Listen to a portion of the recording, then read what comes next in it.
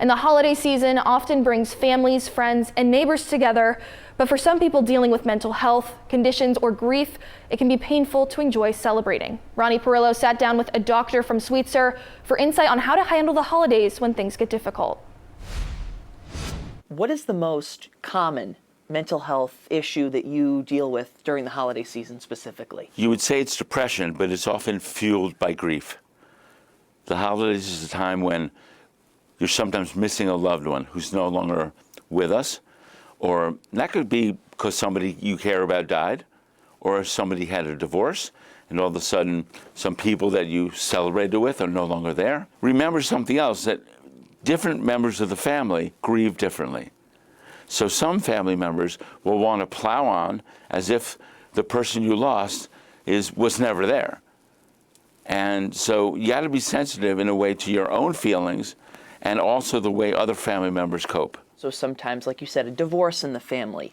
How can people deal with that? Because that's kind of a different type of loss. We know many divorced families that still come together for the children during the holidays, and that's really beautiful. But it's a matter of thinking these things out, because otherwise you may be flooded with emotions, and although those are real and authentic emotions, sometimes, again, you don't want to bring that into the holiday party. So sometimes these emotions that are associated with grief, they hit, like a truck in the middle of a holiday party. What are some techniques that people could use to kind of mitigate those? Go easy on the alcohol.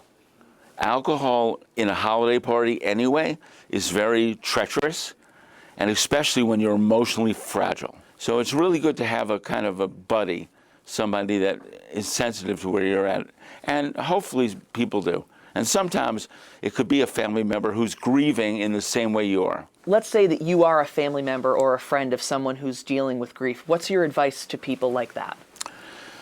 We have to not assume anything about how they're feeling and how they want to cope. We can't judge them if they're looking very happy, even though their mother or grandfather is no longer there. We have to understand and be sensitive to where they're at. What are some harmful behaviors that people might participate in during the holiday season? For example, you think about like isolation.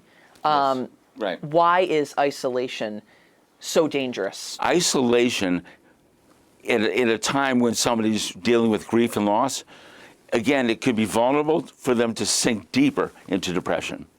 And when you sink deeper into depression, you start to think, I'm the only one going through this, everybody else in the world is having fun, and you're at greater risk of harming yourself. But if you can get out to a community dinner, very often if you call ahead of time, somebody will arrange transportation. That's the best thing you can do. So if someone's experiencing a mental health crisis at 3 o'clock in the morning on Christmas Day, what can they do for immediate help? All they have to do is call or text 988.